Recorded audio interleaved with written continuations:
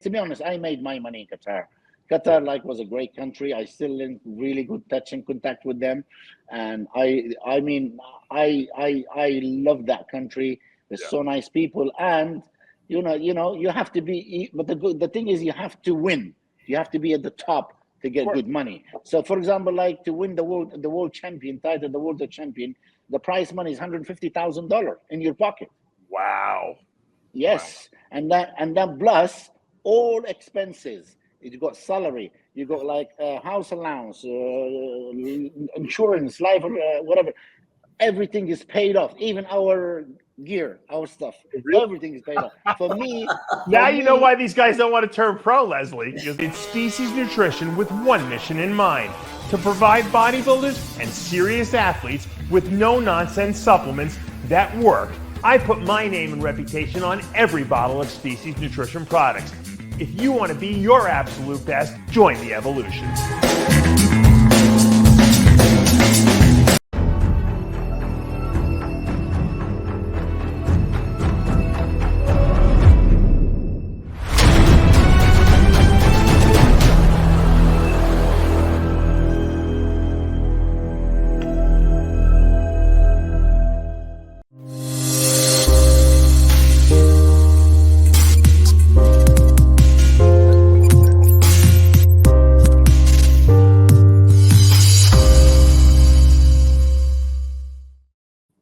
Welcome back to another exciting episode of Iron Therapy. I'm Dave Palumbo, and I'll be joined in a few minutes, as always, by our RXMuscle staff psychotherapist, Lesley Timbol, and our very special guest today, who's going to be discussing with us the mental aspect of bodybuilding. And who better than to be on this show telling us how it is to be tough all the way to the age of 53, to the point where he was able to win the Open Men's Masters Olympia title this past weekend, than Kamal Elgargni, our good friend. Welcome, guys.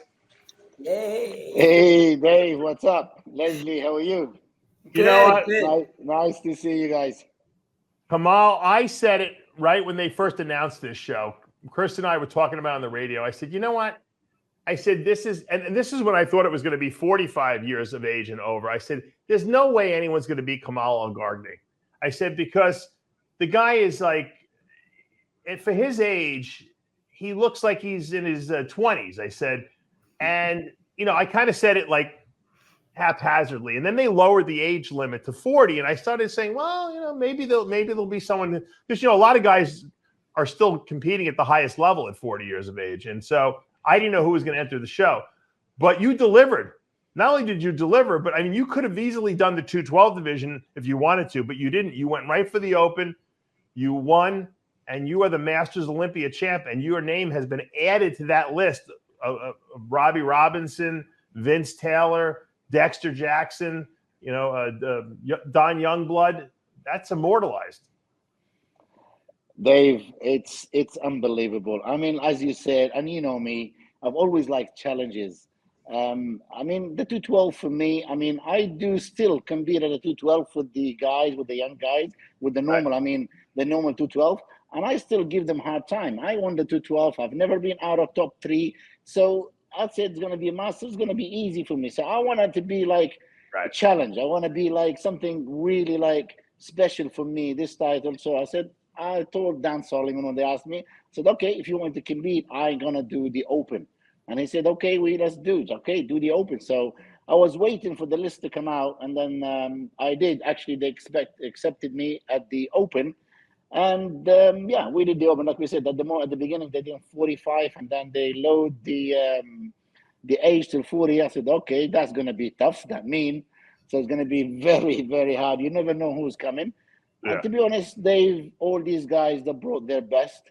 It wasn't an easy win. I worked really hard for this one, and thank God, as you said, my name is added to the list. So I'm really, really happy.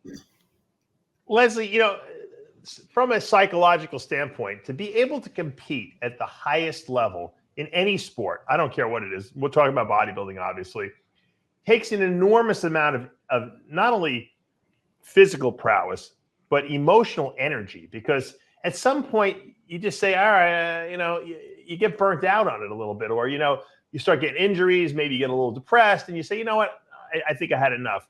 This guy is still going like he's 20 years old, never stopping, improving still, and winning major titles. How does a human being do that? 2 words.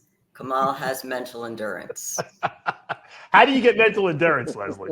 Because how is a great question, because, and by the way, it can be taught, but, and Kamal, I've been watching you for a number of years. Like, it's like you've been such an inspiration on so many levels.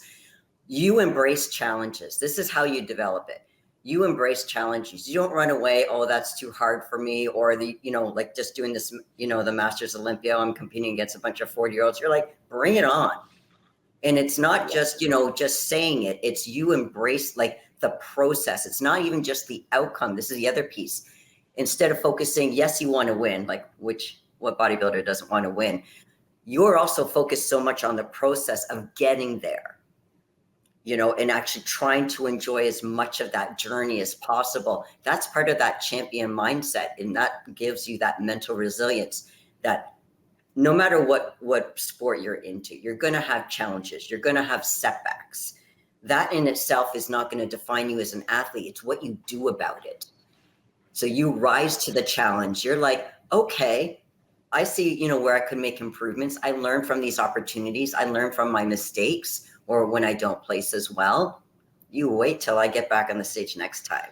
So you have like that, don't underestimate in mentality. Like, look at that. Like, seriously, look at that dense muscle balance. Like, it's just phenomenal. Phenomenal. I know we've talked about this in the past, Kamal, but I think it's worth reiterating because he didn't have like a smooth sailing trip to where he is. Like when Dexter started, Dexter was a bantamweight. We all knew that. And Dexter worked his way up the ladder. But it was pretty smooth sailing for him. I think he had one little setback in 95 Nationals. They overlooked him and he didn't make the top 15. But aside from that one slip up, I mean, Kamal was winning, World Amateur Championship weight class. How many times did you win your weight class at the World Amateurs? The amateurs, like altogether, almost 10 times. Yes. 10 times. 10 times. Yeah. Most people win once and they turn pro. He won 10 times.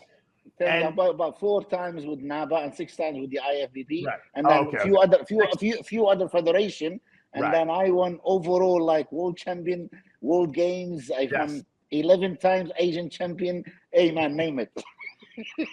So I mean, he was like a decorated amateur, and the reason he didn't turn pro is because back then you kind of like represented countries, right? What were you with Qatar at the time? Yes, I was represented at the beginning. I was representing UK because I lived in UK and I'm British citizen as well.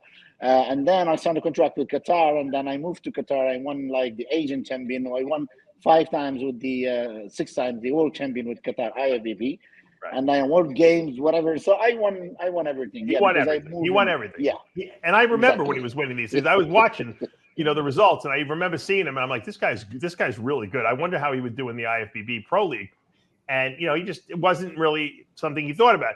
And then Rafael Santoja basically banned you, right? Yes, for 4 years.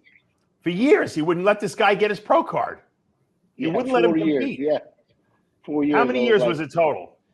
4 years. 4 years. And they probably were 4 of your very good years. You could have probably done some serious damage in those 4 years. Big time, because since then, since 2013, and I said, okay, I don't want amateur anymore because I finished my contract with Qatar. Right. I said, I've done everything. I want to be a pro. So that's when it started like, oh no. And then I couldn't. And then I did, as you know, as soon as it split up, and thank God, Mr. Jim Manning, he knows all the way and all my career and all my problems. And when they split up, he said, oh yeah, your physique belongs to us. Here's your card. So I got my first pro card, and then I contacted Chris Aceto. We started working together, and we done everything.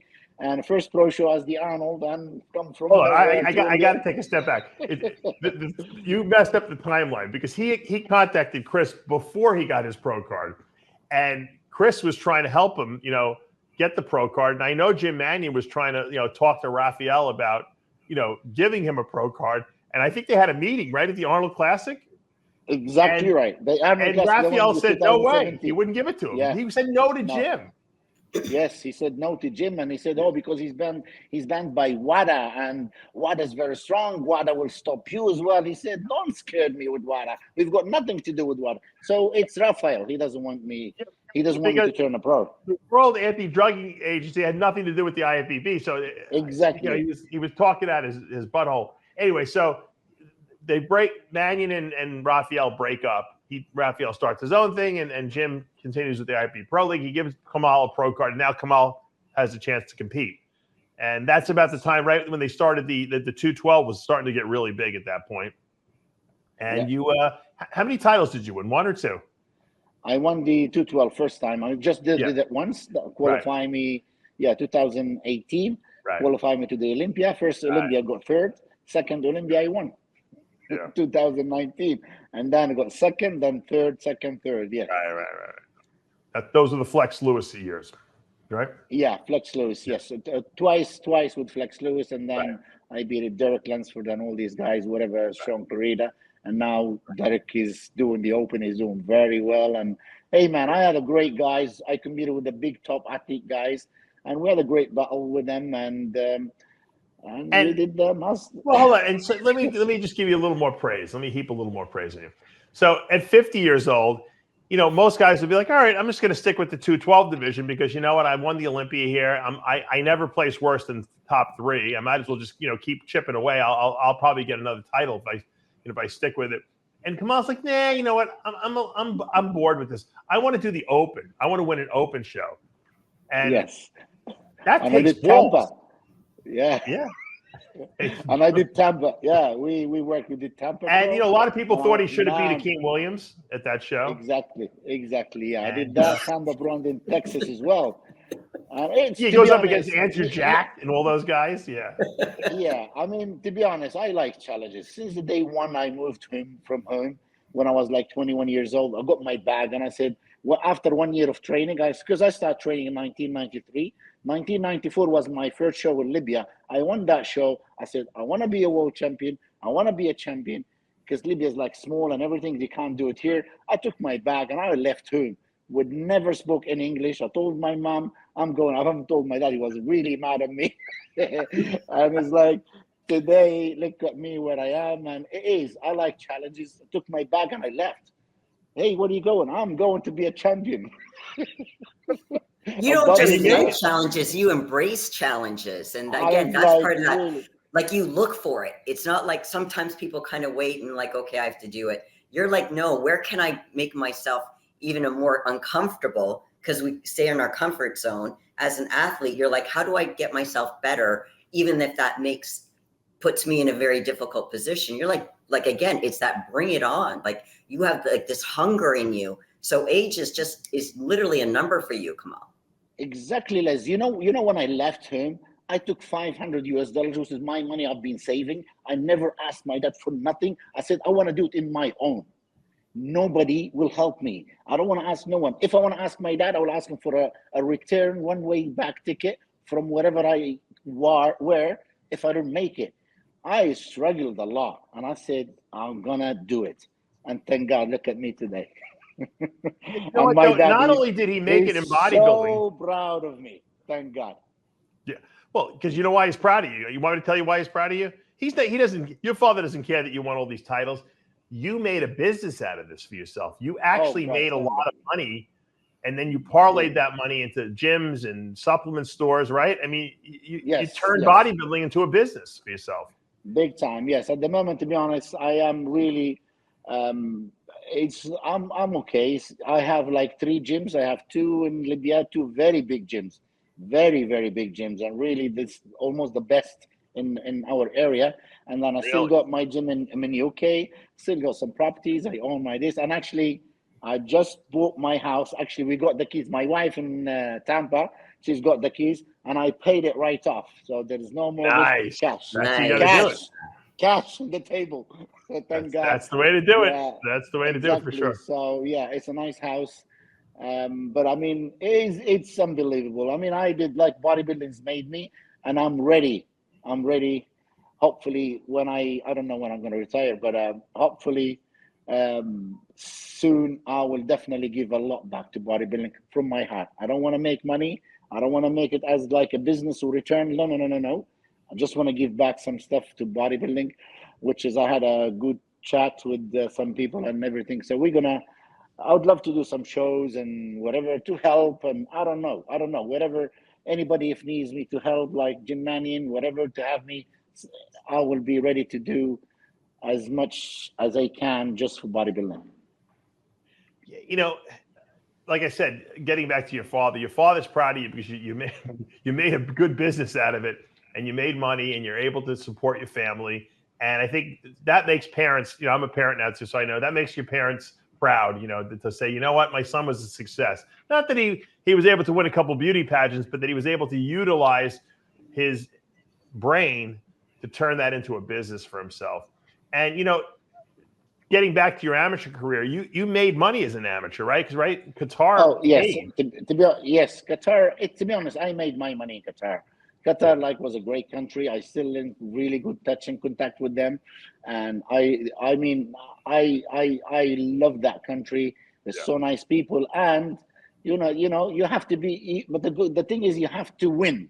You have to be at the top to get good money. So, for example, like to win the world champion title, the world champion, the prize money is $150,000 in your pocket. Wow. Yes, wow. and that plus all expenses. You got salary, you got like house allowance, insurance, life, whatever. Everything is paid off. Even our gear, our stuff, everything is paid off. For me, you know why these guys don't want to turn pro, Lesley, because they don't want to give that up. I have to go to Qatar. Jeez. Yeah, this is one of the reasons. To be honest, I said I would be stupid if I go like pro. I mean, you would be giving up money. Yeah, because the world champion, I was winning the world champion. I would say easiest. Like, I mean, it's easier to win the world champion than to win the Olympia. And then at the Olympia, I'm gonna get $40,000. Yeah. It doesn't make sense. He took a pay cut, exactly. Yeah. Exactly, it doesn't make sense. And again, they tax me for that. All the money from Qatar, zero tax. So I mean, when I won the Olympia, 50,000. So I paid 15,000 taxes. At least beyond that, exactly. Yeah. So wow. I made all my money there. And I put my money in the right places, to be honest. Right. I invested my money in some properties.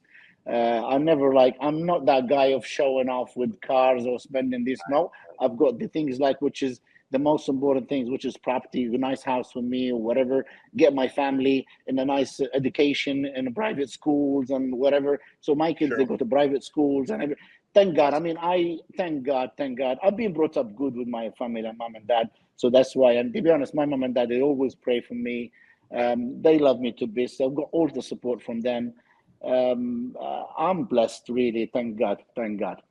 You're back in Libya right now. You hadn't been back in 2 years. Now, what made you move to the United States? That was kind of like a shocker for me, at least, when you first came here.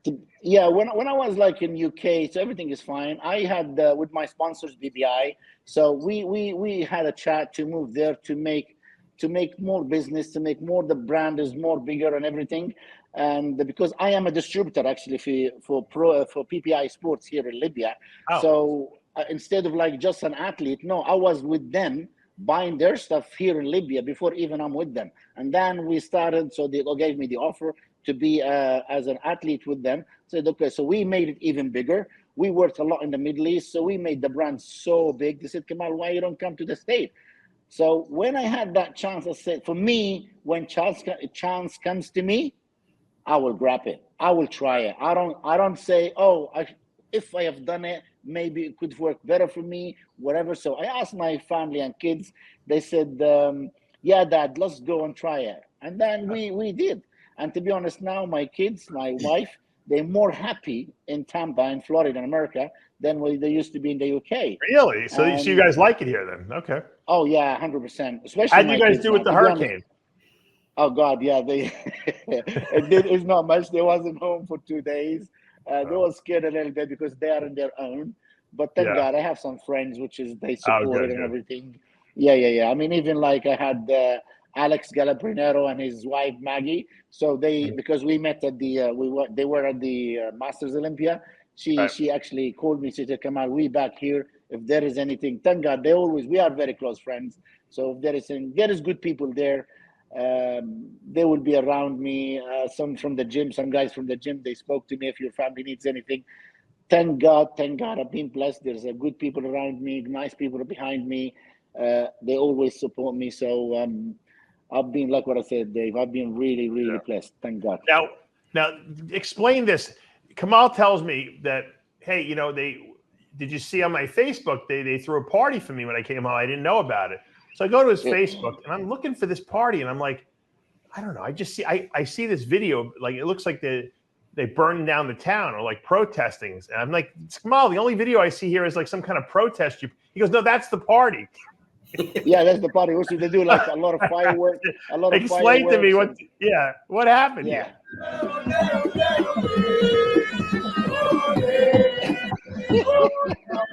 This is that's all for you? Yes, all for me. That's, to be honest, that's one of my gyms. The one that the building behind it, where's the light? This is the bigger one. That's about 30,000 square feet. So it's a very, very, very good gym. And there's a lot of people they train there. There's a lot of people they came. Today, actually, I'm going to do another party. It will be a lot bigger than this one. Wow. It's going to be at the other place, the other gym. Because to be honest, they don't know. I haven't told no one I'm coming. Nobody knows. I came. Nobody knows. I knocked into the door, and my mom, she opened the door, and man, she nearly fell out. I swear, I mean, man, it was a massively surprise for my mom and dad. Great. So and this is the lad. So we're gonna do, as soon as we finish this live. So they waiting for me to do we go to the other gym. We'll be exactly the same, or hopefully bigger. That's awesome. That looks like a lot of fun.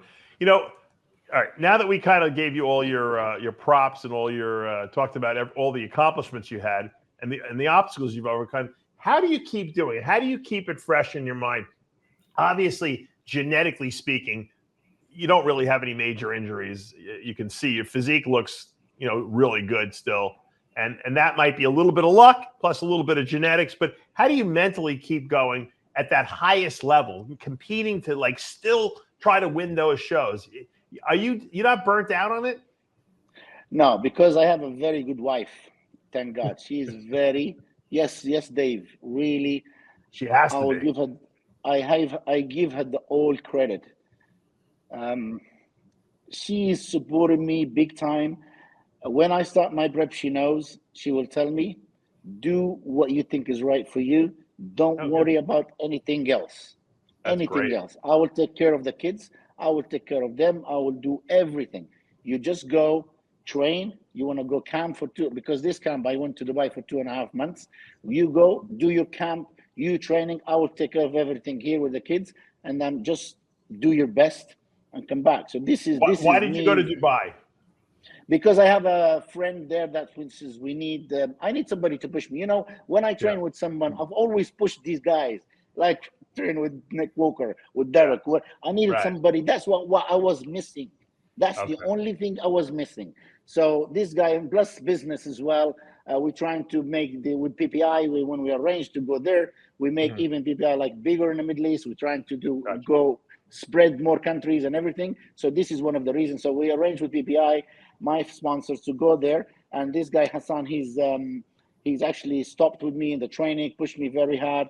And we finished the training there, and then I went on my own to Romania. So because they didn't give him a visa, so I finished all the stuff in my own. I mean, I know exactly what I'm doing.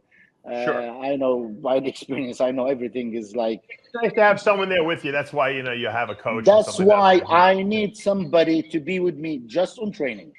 Right. When somebody pushes me, that's what's the difference.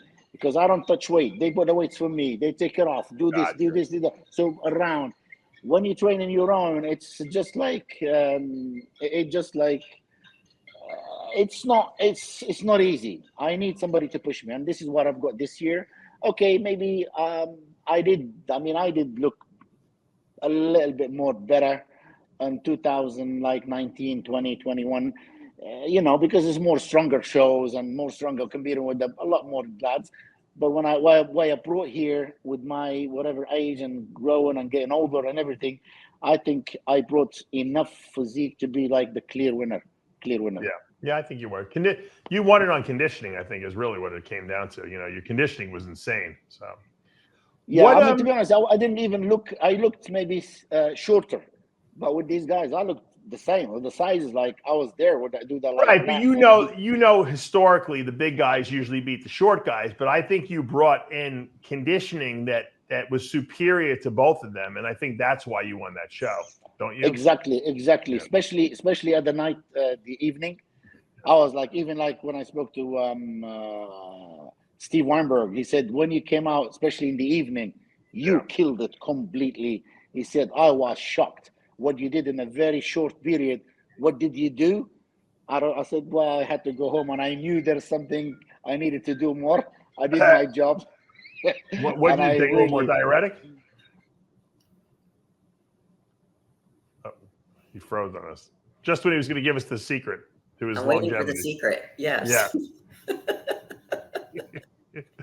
Come on, what happened? We'll come back. It's always when they're going to give you the secret to their whole existence, and then exactly. That's it. Exactly. Maybe I should kick him and let him click the link again or something like that. Hold on, let me kick him. We'll hopefully get him back. What I he's really amazing, like, Lesley. Oh, it's just the thing is also, Dave, what makes him special is that he's willing to adapt. Sometimes athletes get in this, narrow focus and they're not willing to go beyond that focus. And he's willing, like I said, he doesn't even just look for challenges. He embraces them and he thrives. Like if he doesn't have a challenge, I think if he was not challenged, I don't think he would compete. Yeah, I think also, he really hit the nail on the head when he said training partner. And I say this a lot when I do my Ask Dave shows. It's hard to push yourself into a zone of discomfort, meaning that you're doing weights that you're not comfortable with, that you probably need help with, okay?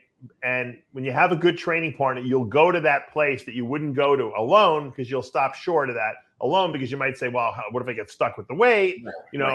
I'll just do a few more reps rather than going heavier or maybe more intensely.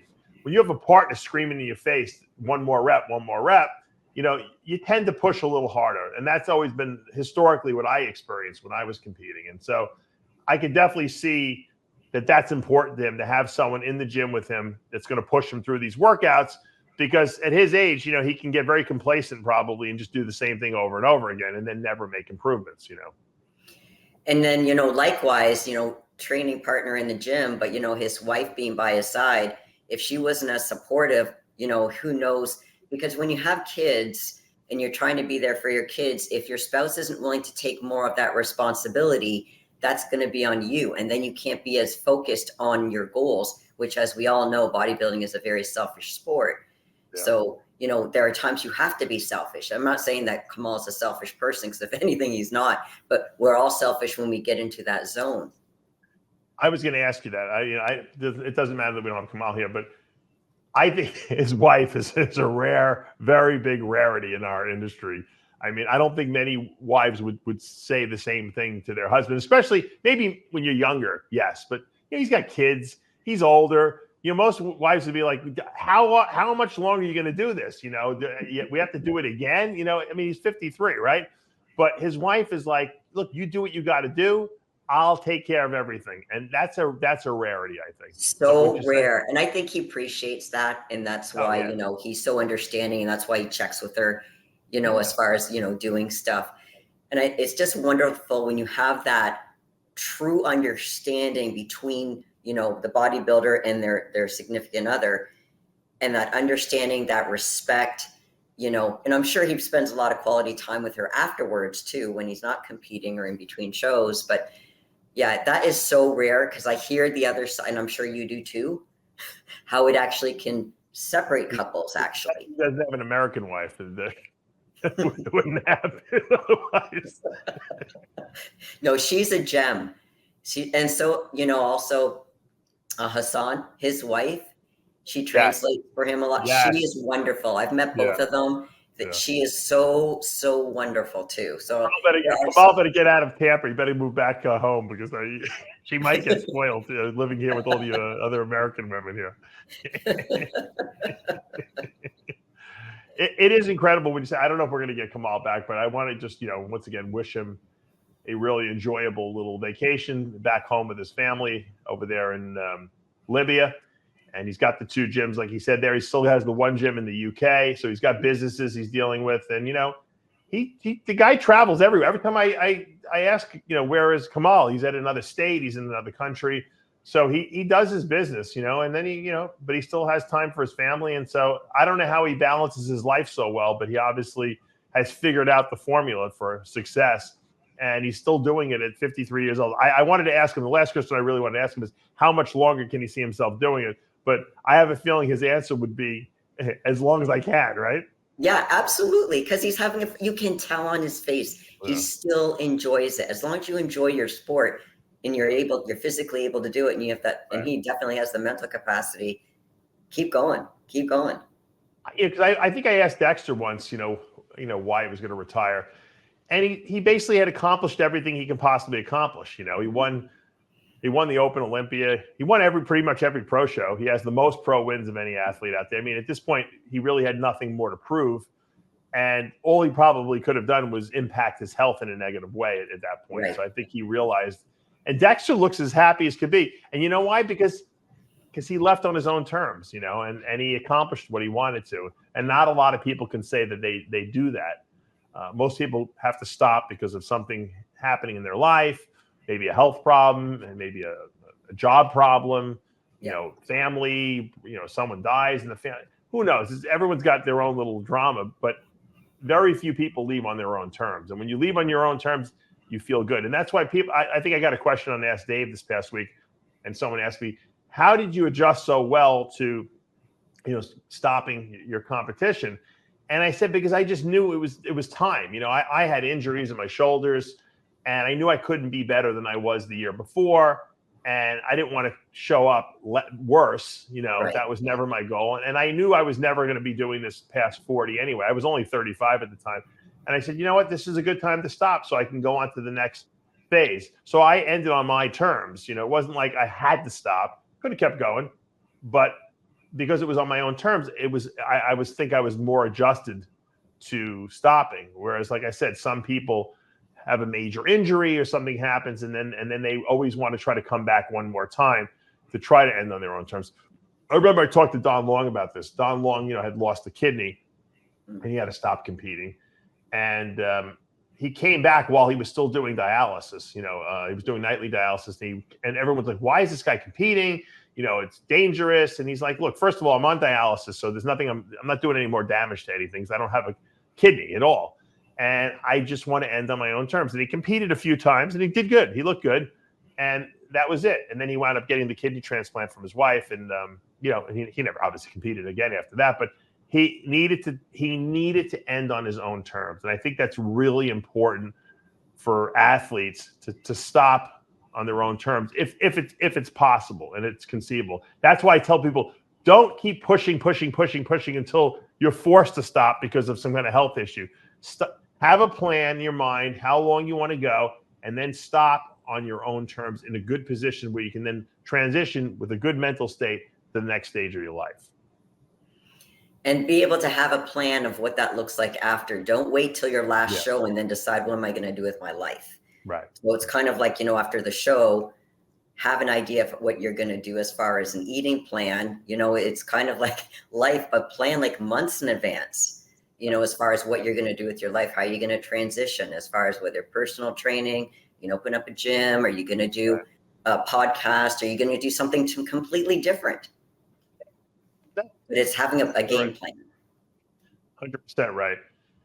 And, to answer the question of what's the secret to Kamal's success, I think there's a little bit of luck involved in that, Lesley, because not many people can operate at the highest level of their sport at over the age of 50, much less over the age of 40, but definitely over the age of 50. I think there has to be a genetic component to that. Obviously, he's in a good state mentally, but there's a luck component to it too, and not everyone is going to be able to do that. And I think it's actually probably a bad message for people to think, well, if I just have Kamal's mindset, I can do it too. Well, not everyone is meant to take that same path. You know, You not have to everyone be has realistic. longevity. Yeah. Yeah, no, Like, because think most of it people like get a injured. formula, Dave. Yeah. Think of it like a formula. You have to have pieces of the formula. It's kind of like, well, if I do bicep curls like Phil Heath, am I going to have his biceps? Well, of course not. You know, it's, you know. Exactly. No, So that's a good you got to analogy. be realistic. It's a very good analogy. And I think that Kamal's secret right now, and I think the secret he was going to tell us before he got cut off was basically, you know, because Kamal knows his body, and, you know, he's done this so many times over that he can make small manipulations to his physique, whether it was cutting water or maybe taking a diuretic or eating a cheeseburger and fries. You know, he can change his body quickly, whereas a lot of guys can't do that because they don't know how their body works that well because they haven't been doing it as long as he has. So whatever he did worked. He is the Masters Mr. Olympia in the open division. He made a bunch of money, and he's going to be going. I wanted to ask him because he's going to qualify now for the Open Olympia as well as the 212, because as a former 212 Olympia champ, he can do it whenever he wants. The question will be which division will he do come Olympia time? Can he do both or no? No, they will not. I don't know why they won't let you do both. If you qualify for both, I have no idea. But I know Sean Clarita had to decide last year because he had won a pro show in the open division and he was the 212 Olympia champ, and he had to pick one or the other. And so I don't understand, because not many people can qualify in multiple divisions. It's so few, in fact, that there's really no worry that we're going to have too many people in the show. So I don't know why they wouldn't let you cross over. To me, it's kind of like they're penalizing you for being superior in your sport, you know. It discourages from people from going outside that comfort zone and trying other divisions. You know, if your body's I guess growing, not really. I mean, let's say if like Kamal might have wanted to do the Open Olympia, and now he's qualified, so now he can do it.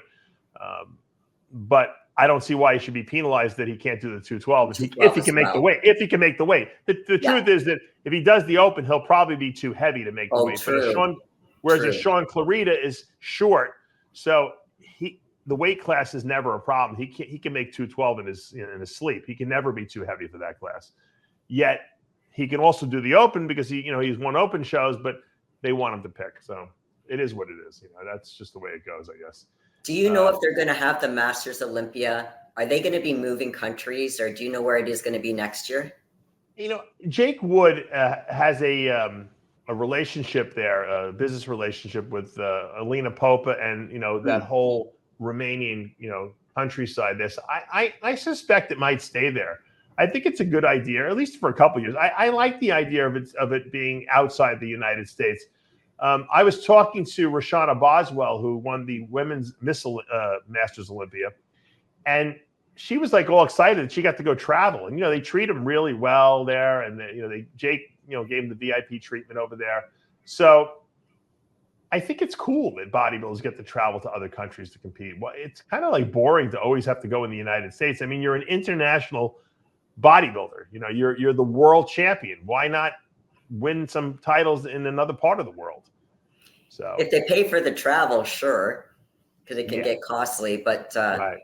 I hope, and I understand why they reduced the age, but I do hope they increase it. Well, I mean, Lesley, in all fairness, I mean, even if they don't, I don't know how many people get their travel paid for, and I didn't ask that, but I mean, the people who are living in England and China and Japan and the Middle East have to pay their expenses to get over here, for certain shows. Mm-hmm. So, I mean, what's if the United States people have to go over there, big deal. But I do think that the promoter picks up, at least for the Olympia, I know they pay for all the expenses on people. I don't know about the Masters Olympia, what the reimbursement was. It might only be the top people got paid for. I don't know. Right. It seems like there's a lot of people that were in the show, so I can't imagine them paying for everyone. So do you think they're going to increase it to 50, or at least for next year or moving forward? I don't know. It's interesting. I mean, I think the Masters Olympia title is just is more of a title than it is necessarily like, because it is Masters, it's a title. And to say you have an Olympia, title, whether it be Masters or Open, I guess is still kind of cool because you get the medal and the medallion and all that stuff. And you get a little bit of money. Plus, you qualify for the Olympia. That's a new rule they made. They never had that in the past, where the winners of the Masters Olympias can go to the Open Olympia. So I don't expect it to be at the same level prize-wise as like some of the bigger shows, and it shouldn't be, because I mean, it is. You're not getting the cream of the crop there all the time, because there's an age restriction. So I'd like to see more shows giving away large amounts of money. And like Kamal was saying, I mean, he was getting paid $150,000 a year from the Qatari, government, essentially, plus housing and insurance and food, and they even paid for his gear. Yeah. Why not? I mean, hold like a big show in there in Qatar or Kuwait. Like, Vader held the 212 show, but why not hold a big fucking shindig over there? Let these guys spew all their oil money into these shows and build bodybuilding into a bigger event. I mean, we're always saying we need more money, we need more prize. These countries have the money and they like bodybuilding and they will support it. Any government that will give the competitors their own gear obviously supports bodybuilding, right? And so that's where we should be holding these shows. It's like, we're trying to play in a playground where the teachers don't like what we're doing, where we're playing, and what we're playing, the game we're playing. So they're always trying to, change the rules and stop us from playing the game. Why not go to a place in the world where they actually like the game and they're actually encouraging it and they're actually funding it? That seems like that's a better playground, don't you think? Yeah, definitely. Although I will say I do prefer, and you may disagree with this, I do prefer the Olympia in Vegas. That's because you like to go to Vegas. That's why. Well, Vegas, but the other thing is that a lot of times, to me, Florida is more family, and where you want to cater to people who are traveling, and let's say they don't have their family, you're doing more adults. There's more adult things to do in Vegas. Listen to me. Have you ever gone to Dubai? Probably not. No, I would love to. Once you go to Dubai, you'll change your whole mind about where you want the Olympia. You'll say, I want the Olympia in Dubai. Because Dubai is Vegas times 10 for adults. I saw pictures of Benu. Is it Benu gym? Benu's? Yeah, Benai's gym there. Oh, Benai's gym. It looks it's a city. You'd never leave. You'd want to move in there. Now, and the good thing about like Dubai is it's not, even though it is a Middle Eastern country, they're not, if you're a tourist or if you're like someone who's not from that country, they're not going to make you cover your head up or anything like that as a woman there. You'll be fine there. It's very touristy. Same thing with Qatar. Qatar is amazing. I have never been there and I'd like to go there. The city is incredible. And what they've done there with the World Cup is just mind boggling. If they ever held the Olympia there or any pro show for that matter, they'd be giving away $1 million, for first prize easily, probably. There's a thought. It's sad that we have to leave our own country to have the best accommodations. But why are we forcing the hand? They don't want us here. They don't want drugs in the sport here. We're as my father would say, we're a very puritanical country. All the Puritans came here from England. That's why everyone's uptight about everything. The Middle Eastern people, they don't care. They're like, we love bodybuilding. We want to see big, freaky guys. We'll support it. That's where we should be holding our big shows over there. So we don't have to worry about anything. Guys can go there a couple of weeks early. They can get all the gear they need over there. They don't have to worry about it. Women too. And, I bet you they would even provide housing for the bodybuilders if they wanted to stay there for a few weeks and train for the Olympia. We're foolish not to be negotiating with the Middle Eastern countries, like especially the ones that have really nice destination places like Qatar and Dubai, to try to get over there and set up, the Olympia over there. I don't. And there's another really nice place I've been to, Macau. Macau is technically part of China, I guess, but it's like Las Vegas. It's the same hotels that are in Vegas, only in Macau. They're there. They're actually bigger in the hotels. But they got the pyramids. They get the same. It's like a duplicate city. A lot of people don't know that. I had the advantage of going there several years back. We held a Bros versus Pros challenge there. And it was beautiful. And that country would do the same thing probably. They'd roll out the red carpet. So I don't know. I don't know what the answer is, but I do know that Kamal achieved something spectacular. And a lot of people should have him as their role model from a business standpoint, from a competitive standpoint, from a standpoint of never giving up, even when your luck is down. This guy was banned from the sport for 4 years, the sport he loved more than anything, and yet he came back and he's better than ever. So, I mean, it's a great success story, really. It is. He's a great inspiration and good motivation for everyone moving forward. There you go. And that's going to take us to the end of another episode of Iron Therapy. I'm sorry we lost you, Kamal, but the interview was great. We love you. Enjoy your party tonight over there in Libya. I know the fans are going to go crazy when they see you at the other gym, and hopefully take some footage for us so we can put it up on our Instagram. For now, I'm Dave Palumbo with Lesley Timbol. We'll see you next time. Bye, guys.